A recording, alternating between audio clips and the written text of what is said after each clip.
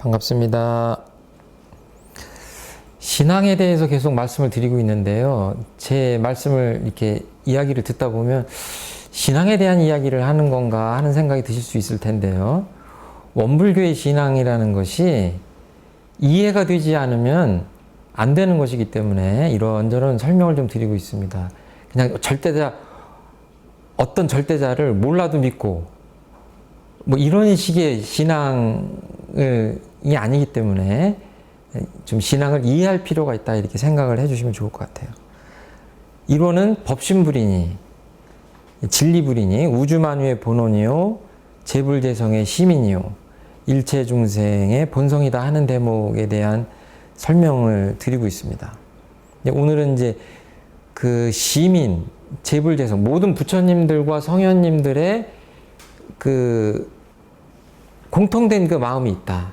그 마음 도장처럼 그 핵심적으로 같은 그 마음이 있다 하는 말씀을 그 시민에 대한 말씀 좀 드리려고 합니다. 앞서 말씀드린 대로 내가 그 본성짜리 나를 깊이 이해해서 내 본성을 깨달으면 사실은 수천 년 전에 다녀가신 공자님이나 부처님이나 예수님의 마음도 묘하게 알아지는 그 이치가 있다는 말씀을 드리고 싶어요. 이분들의 가르침이 표현은 좀 달랐지만 가만히 그분들의 마음 속으로 들어가 보면 이게 결국은 하나의 말씀을 하시는 거구나 하는 깨달음을 얻을 수 있을 것 같습니다. 예를 들어서 우리는 한국말로 물이라고 하지만 미국 사람들은 워터라고 하죠. 그렇지만 그 실체는 물이든 워터든 그것은 그냥 표현일 뿐이고 물은 물일 뿐이다. H2O일 뿐이다. 이런 것과 같죠. 대종사님께서는 과거의 모든 교주가 때를 따라 나오시어 인생의 행할 바를 가르쳐 왔으나 그 교화의 주체는 시대와 지역을 따라 서로 달랐다 하는 말씀하십니다. 그러니까 어떻게 하나의 진리지만 수천 년 전에 인도라는 사회 또는 수천 년 전에 유대라는 사회 또는 중국이라는 사회와 사람들에 맞춰서 할 그 진리를 표현할 때 다르지 않으면 오히려 그것이 문제가 되지 않겠습니까?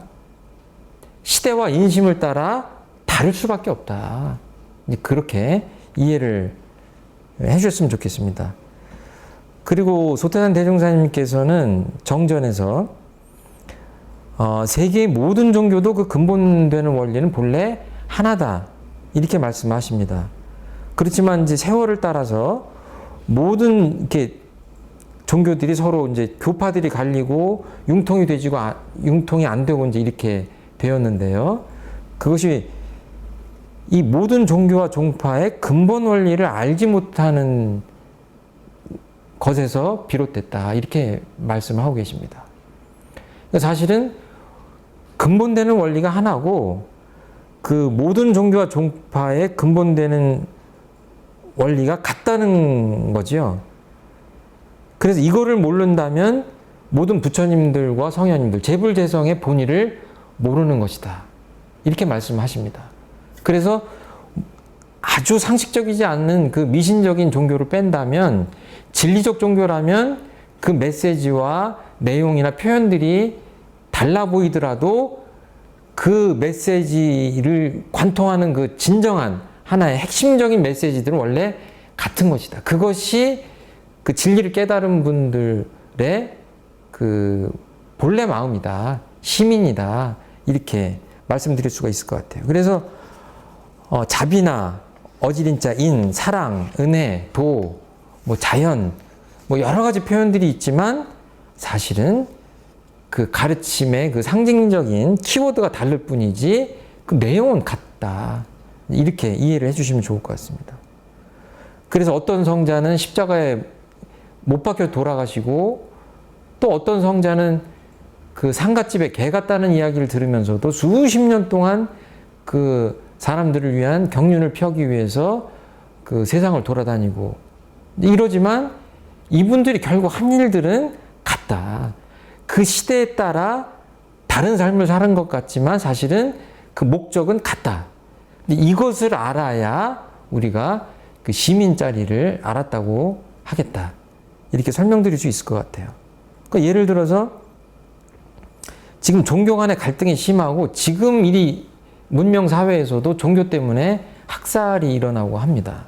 이런 것들은 다 뭐냐면 자기 종교의 우레 갇혀서 모든 성자분들의 근본되는 가르침이 하나라는 것을 모르기 때문에 그렇다 하는 말씀을 드릴 수 있을 것 같아요.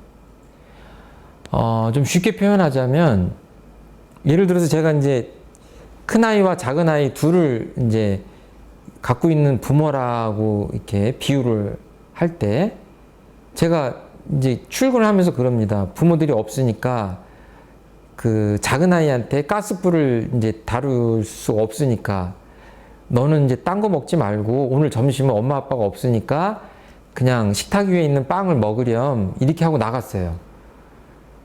근데 조금 있다 엄마가 또 큰아이가 중간에 들어오니까 엄마가 그 큰아이한테 전화를 해서 그 빵보다는 라면을 끓여 먹는 게 나을 것 같으니까 가스 킬 줄 알고 다룰 줄 아니까 그 큰아이한테 이제 라면을 좀 끓여서 너도 먹고 동생도 줘라 이제 이랬어요. 근데 이 두 아이가 싸웁니다.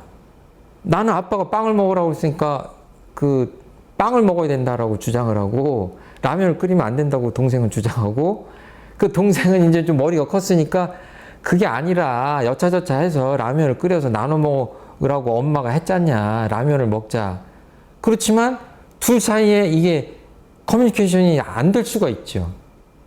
그죠? 엄마하고 아빠가 다른 주문을 한 것 같지만 사실은 같은 주문을 한 거죠. 본인은 좀 더 좋은 음식을 먹어서 그 아이들이 그 점심을 원만하게 때우기를 바라는 마음인데 이것을 곧이곧대로 한다면 빵을 반드시 먹어야 되고 라면 안 되고 라면을만 먹어야 되고 빵은 안 되고 이렇게 그 해석할 수가 있다. 이것은 제가 보기에는 그 부모님들의 마음을 아이들이 이제 헤아릴 수 없기 때문에 나이가 어려서 이제 그런 게 아닌가 이렇게 생각을 합니다. 종교를 이렇게 너무 비근한 예를 들어서 설명을 드려서 죄송하긴 하지만 근본적으로 본다면 크게 보면 다르지 않다. 이렇게 인간들이 싸우고 불행에 빠지고 서로 죽이라고 이 성현님들께서 가르침을 펴셨겠느냐 하는 생각을 한다면 절대로 그렇지는 않을 것이다 라는 생각을 합니다. 그래서 우리가 내 종교를 고집하고 어떤 문자에 얽매이고 형식에 얽매이기보다는 과연 그분들의 깊은 뜻이 무엇일까 하는 생각을 할 때 종교 간의 소통과 그 융통이 가능하고 화합이 가능하고 정말 하나구나 하면서 종교 간의 갈등이 내 마음에서 그냥 녹아내려야 우리가 제대로 된 신앙을 할 수 있지 않을까. 그래서 이것이 내 마음을 깊이 들여다보고 내 본성을 깨닫는 그 견성을 한다면 그 견성의 원리 따라 견성의 힘에 따라 그 성현님들, 부처님들의 그 본마음, 깊은 마음까지도 꿰뚫어 볼 수 있는 그런 마음의 힘이 생기는 것이 아닌가 이렇게 생각을 합니다. 그래서 우리가 내 마음을 깊이 보는 것이 성현님들의 마음과 통하는 것이다 이렇게 생각을 하신다면 일체중생의 본성을 깨닫는 것이 재불재성의 시민을 이해하는 것과 다르지 않다고 말씀드릴 수 있을 것 같습니다. 이렇게 돼야 진정한 신앙을 할 수 있지 않을까 하는 말씀을 드립니다. 감사합니다.